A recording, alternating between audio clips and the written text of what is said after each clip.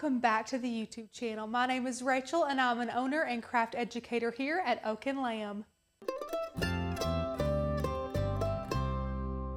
Today's video is calling all Cricut beginners, those of you who do not have a machine yet, those of you who already bought your machine who may be waiting on it to come in the mail, or maybe you're on the fence about which machine to get and you just need some guidance. If you're watching this and you're a seasoned Cricketer, send this to someone that you know who is on the fence about a Cricut or who's looking to get one, or maybe a new Cricut beginner who just bought their Cricut, who has it and who has kept it in the box. They get it and they're just too intimidated to even open the box. So we're going to talk through a couple of points today to kind of help you navigate that and really give you some great pointers on things you might not know about the Cricuts and about how they work and what you can do with them and how to get the most out of them. First and foremost, if you have done your research and you haven't purchased your Cricut yet, I urge you to make sure that you do your research and buy a Cricut that's right for you. There's a lot of Cricuts on the market, everywhere from the Explorer Air 2 to the Explorer 3 to the Maker 3, which we have here, the Joy. There's a lot of comparing that needs to be done. No two Cricuts are created equal. They each do something a little bit different, and it's really up to you to decide. We do have some videos on which Cricut you might want, so we have some difference videos, so I will have those linked around as well that you can check out the differences between the machines.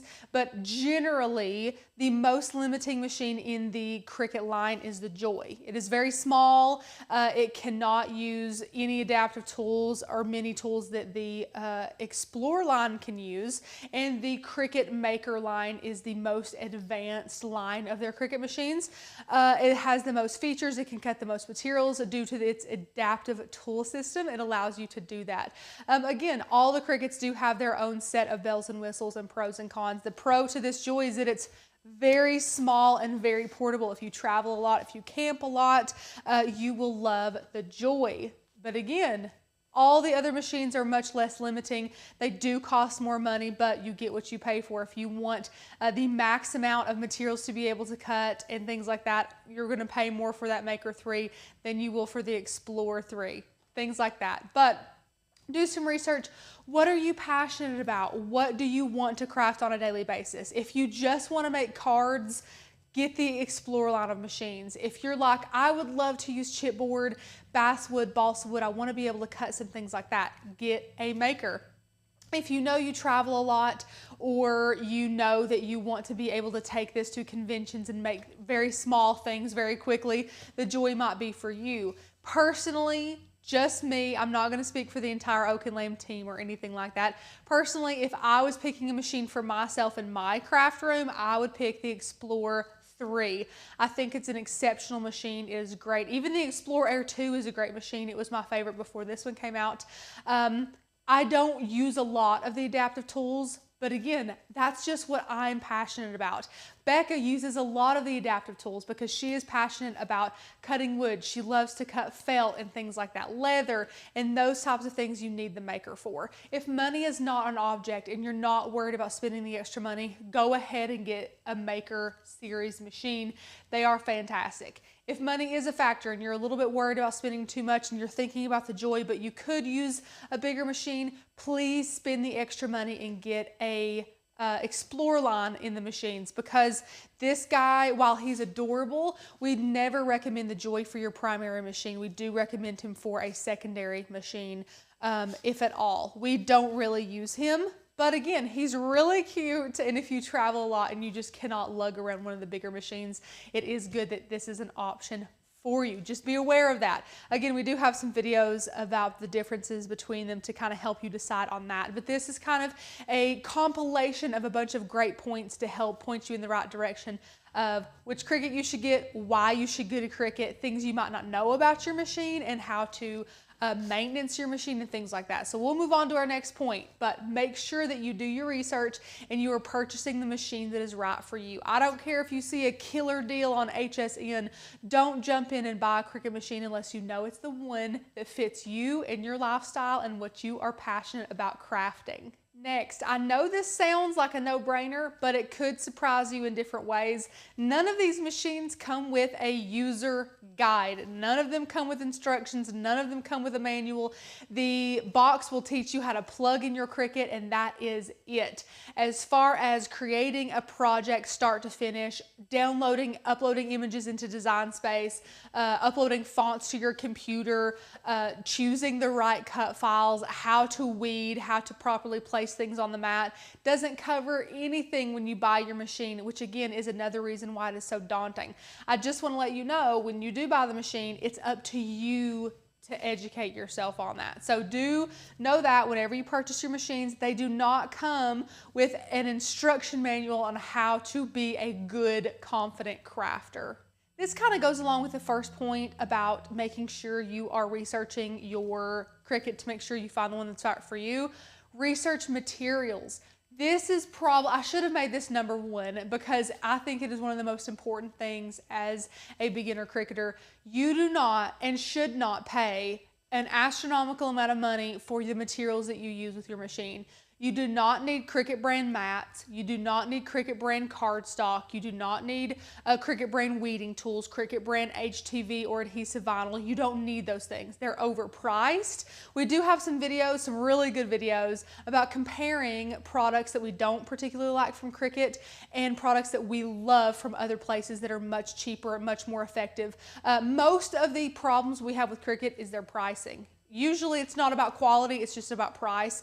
Some things have to do with quality, but again, I will link that video for you guys. It's a great one to watch if you're wondering which items you can switch out for other great materials. But again, that just goes for some basics, paper crafting using vinyl. If you love wood and you want to cut nothing but wood with your maker, make sure you're researching some really good wood that you can buy maybe in bulk to save a little bit of money that can still fit within the parameters of the cutting power of your Cricut maker. I mean, all these little things will help save you so much time and money in the long run, not to mention if you are a beginner and you have a couple of hiccups down the road as you begin and you waste some material, you're not wasting as much money as if you would be buying it from one of the bigger brands.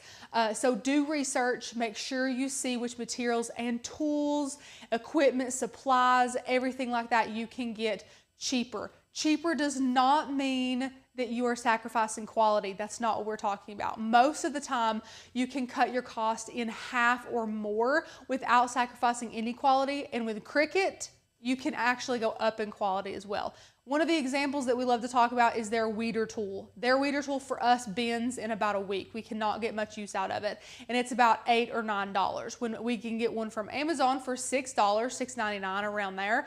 And it works amazing for months. We've never had to throw one away. We've never had to rebend one. They're fantastic. That's just one example. And this is not a video about just dogging Cricut because as you can see, our table is filled with them. We love educating on Cricut, but our heart is for you all. We want you all to save money and to be confident. And some of their materials don't work well for us. I've had some craft fails and I've really hurt my confidence in the beginning having craft fails thinking it was my fault when it's my overpriced materials fault. It's easy to say, I have a Cricut machine, so why wouldn't I want Cricut brand iron-on or whatever? And it sounds correct. It's like, well, if this is the brand of the machine, I'm going to trust their materials. But really, most of the time with their materials, their quality is lacking and their price is way too high. So do your research on your materials, on your tools, everything like that, and make sure that you are getting a really good price. We do have a lot of our favorites. I will link them below for you guys. And check out our Amazon storefront link. That will go, you can click that and see all of the supplies and everything that we love to use on a daily basis here at Oak and Lamb. It'll be super helpful for you all too, to save money in the long run. If you have a couple fails in the beginning, you're not out that much money, which is great. So do a lot of research on materials before you dive in and get a Cricut bundle or something like that with a ton of materials you might not use or you might not like. One thing you might not know about your machines is you can actually maintenance them. Not only can you, but you definitely should, especially when it comes to print and cut. If you use print and cut, you will have to calibrate your machines. We have a video all about calibration. I'll link it up here for you all and in the description so you can check that out. But calibration is when basically you will notice if your calibration is off if you have a print and cut project and it's cutting around those registration marks, which if you don't know what print and cut is, shocker, I know, but we do have a great video on that. It is an exceptional gateway if you are a brand new Cricketer. It is so much fun. You will be addicted to print and cut. It's fantastic. Check that video out if you're a little bit nervous about it, or if what I say you don't really understand, because print and cut is kind of its own thing with the Cricut. But it will cut around those registration marks of your design, and if your design looks like it's a little off-centered, that's because your machine needs to be calibrated. Now you can calibrate any of these machines, and the maker has a couple more calibration options due to its adaptive tool system with the knife blade and the rotary blade and things like that. But for the regular Cricut Explorer line here, you will just be able to calibrate for print and cut. Now when you're calibrating these machines for print and cut, it is a really easy process. Again, click that video, watch through, it's super easy, but no one tells you that. When you have your machine, when you're using it, if you're not immersed in the Cricut world, or if you're not trying to gain education like here on YouTube, like you at home sitting watching this video, you wouldn't know that you have to maintenance your machine in that way.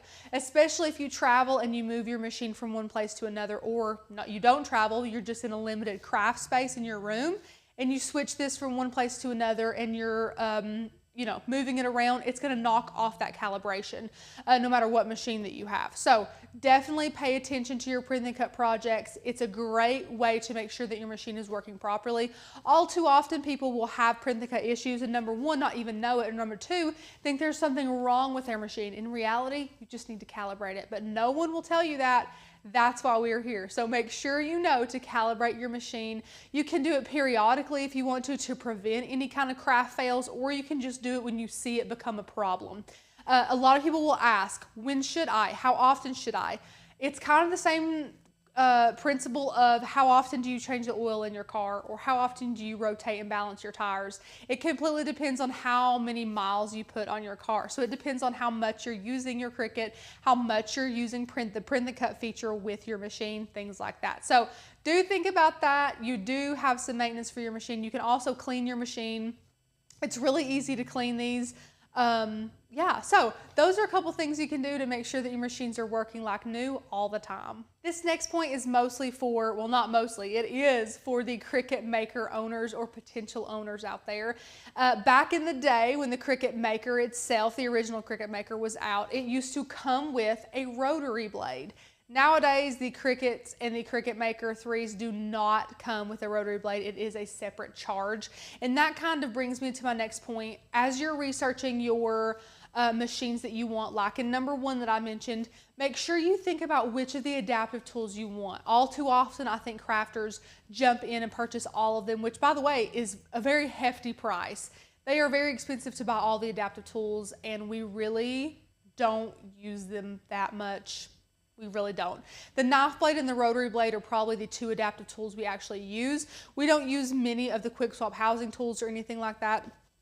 And just saying we don't does not mean you won't. That's not what I mean at all. I just mean for us and our crafting and what we're passionate about, we do not use a lot of the adaptive tools. We do have them all because we train on them and we teach you guys how to use them. So definitely know that they all have a use, and you might love them, you might want them all, and that's great. But don't feel the need to buy them all right out of the gate, right when you purchase your Cricut, because number one, that's a lot of money. Number two, that will overwhelm you. We don't want you guys to be overwhelmed. We want you to just kind of go in slow, start slow. We have a video about the projects that you need to start with.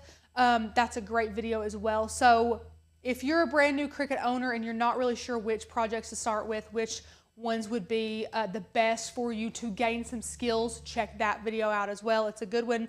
But yes, don't feel like you need to get all the adaptive tools at one time. Buy them as you think you need them. Most of them are at your craft store, so you don't have to wait on them to come in on a shipment from Amazon or what have you.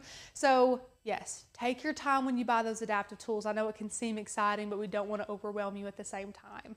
And speaking of Cricut maintenance, like our point before on calibration, we get a lot of questions all the time about how often do you change your blade? How do you change your blade? Is it hard to change your blade?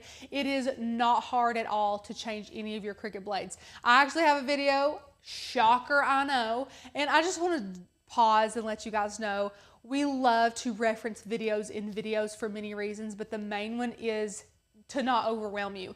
If I demonstrated every single point I talked about that we have another video for in this particular video, this video would be 2 hours long and you'd have to sit through it all, and maybe you say, I already know how to change my blade, or I already know how to calibrate. So we like to try and keep these videos more concise while giving you other smaller videos to be able to watch in these videos to help you. I hope it doesn't overwhelm you. I find it really helpful because if I know something, I don't want to sit and watch it demonstrated. I just want to hear the next point and the next point and the next point. So if there's a little video you guys can click and watch after this one to help you and guide you. That way, if you ever need to recalibrate your machine in the future and you're like, oh, Oak and Lamb had a video on that, let me go grab it. You're not sifting through a 2-hour video trying to find it. It's its own little video. So I hope you guys don't mind that. But much like I was talking about calibration, you only have to change these as often as you use them.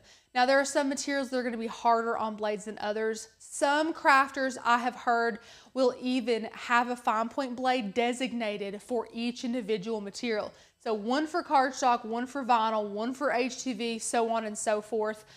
We have not felt the need to do that. I'm just relaying to you what other crafters have done. I personally don't know if that lengthens the time span of any of them, but we just leave our fine point blade in there and we have a great time with it. We use it as much as we can. We will add some more pressure in Design Space. That is a great setting in Design Space. Right after you choose your material setting, it will drop down to step number 3 and you can select pressure for your fine point blade. It is usually set to default, but you can go in there and apply less pressure or more pressure depending on your blade. So you can go in there and give less pressure. If your fine point blade is brand spanking new and it's cutting through everything, you can give it less pressure. Then when your fine point blade is a little well loved and it's getting a little bit dull, you can give your Cricut more pressure and it will know that your blade's a little dull and it will cut a little bit deeper than it normally does. It's a great feature. Cricut really has thought of everything when it comes to trying to extend the life of your blade. Also, a lot of crafters want to ball up tin foil and they think that that will sharpen the blade. It does not sharpen the blade. It cleans the blade. And a lot of people are fooled into thinking it sharpened the blade because before you clean it versus after you clean it, it will cut a lot better. So if you're one of the ones that are a firm believer in the ball of aluminum foil or tin foil, know that it is cleaning your blade. It's not necessarily sharpening it, but it still does a good job of cleaning any and all debris off of that blade so that it's a little bit sharper for your next cut. So again, we have a video on how to change a lot of the blades that come with your Cricut, so if that overwhelms you, don't let it. It is a good idea to have some extra fine point blades handy. Maybe buy them when you go ahead and get your machine because you can always use extra blades around. This is a little bit broad, but I do want to applaud Cricut on making their machines capable of doing a lot of things in a lot of different ways for you all. We're all different crafters, we're all passionate about different things, and their software, especially Design Space, has so many ways to do one task. If you want to delete something, you can right click and click delete. You can click the delete button on your keyboard. You can click the delete button on the layers panel to the right of your canvas. There's just a lot of different ways to do actions in Design Space. And I truly appreciate that. If you're a beginner, I would urge you to try a lot of them. It can be super confusing. And again, with all of those different types of ways that you can do things in Design Space, there's one to fit you and your style of learning. And it's great. I love that they do that. They include a lot of different steps. And I say this all the time. So if you've heard me, I know I sound like a broken record. It does not matter how you run the race as long as you get to that finish line. So it does not matter how you create your project, how many steps it takes you, how long it takes you, or how exactly you do it in Design Space. As long as you have that finished project and you are proud of it, that is all that matters. So try other ways of doing things in Design Space, especially if you're a beginner. You want to make sure that you're exploring your options to find that you are using the way most comfortable for you and the way that you learn. And with Design Space having so many options, it really makes it easy for us crafters to kind of be ourselves and use the ways of learning that we like. And I really love that about Design Space. So test it out. And that doesn't even just go for Design Space, but for weeding and everything too. You'll see a video on someone weeding a specific way. If you don't like the way they weed, try to weed another way. Test out on every different project that you're making at first and see if you like to weed towards you, away from you, with a special tool, with the hook weeder tool, with the pin tool from 143 vinyl, if you want to weed on the mat, off the mat. There's so many different types and ways of doing things. Find what's comfortable for you, find what's successful for you, and do it. It doesn't matter what someone says. We here at Oak and Lamb love the hook weeder tools and to weed on the mat. We even teach that in our beginner's guide to using adhesive vinyl and beginner's guide to using HTV videos. We train to weed on the mat. We find that it's most helpful to use our hook weeder tool for that as well. But again, if you find another way and you like it better, all we want is for you guys to be confident, well-rounded crafters. And if you can do that your own way, that is a job well done for us. I have 2 more points and they do a great job of bouncing off of each other. I want to let you know, if you don't have your Cricut yet, or you have it and it's still in the box and you're a little bit weary of opening it, I just want to tell you, no one is perfect at first. No one is perfect at first. You're going to have a couple of fails along the way. You're going to find things you don't like, find things you do like. You'll learn from your mistakes and be that much more of a better crafter at the end of the day. Do not get discouraged if you have a couple of fails. No one's perfect. However, my last point is make sure you are educated before you start crafting. That really will make sure that if you do have a fail, you can learn from it constructively. If you watch several videos on how to use HTV because you're just dying to make a t-shirt right when you open your Cricut. If you're like, I want to make a card, so I should probably go watch a card video on how to use my Cricut to do that.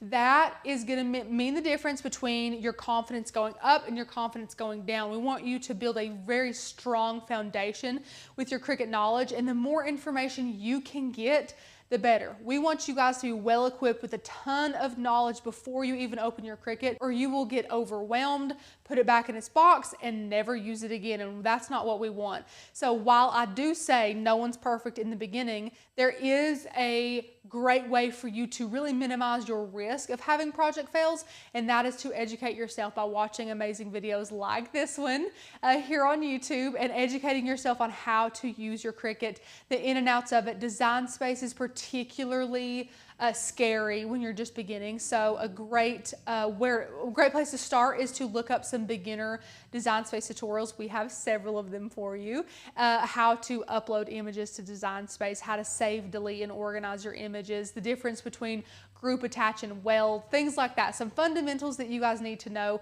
when working in Design Space. That is definitely the hardest part. It's kind of like learning a new language. You know English, you're great at English, and then Cricut comes along and there's so many different words. Like in Design Space, there's group, weld, attach, align, and then here you weed, you burnish, you bray. There's so many complicated terminology in the Cricut world. We totally understand. So the more educated you are right out of the gate, the better. I hope that wasn't too much information for you guys. I love to teach on Cricut. I'm very, very passionate about it. If you guys have any questions, please let us know down below. Don't forget to check the description for all of the videos I mentioned in this video. It's going to be a great tool for you guys to go to. Go ahead and save this video to your watch later list, and you'll be able to see all those videos in the description of this video, so you can click on them later. Whether you want to calibrate your machine or find out what the difference is in the machines to see which one is right for you, whether you want to know how to change your blades, all of that good stuff, all those little nuggets of knowledge will be down there for you, as well as all these machines and some of our favorite supplies in that Amazon wish list. So definitely go check out that Amazon storefront and create your own wish list of everything that you want that we use here in the studio. Thank you all so much for watching. Click that like button. Definitely click the subscribe button and the notification bell to get notified when more amazing videos like this come out. If you enjoy the way we teach, if you want us to walk hand in hand with you through your journey in cricketing, and not just cricketing, but here at Oak and Lamb we touch on Cricut, Glowforge, sublimation, woodworking. We dabble in things like screen printing, resin, candle making. We do so much here at Oak and Lamb. No matter what you're passionate about, we can help you with our amazing membership filled with like-minded crafters and incredible talented teachers. And if you would like to be a part of the flock, click the very first link down below to see what is in our membership and what you can gain from joining. Thank you all so much. I'll see you another day for another video.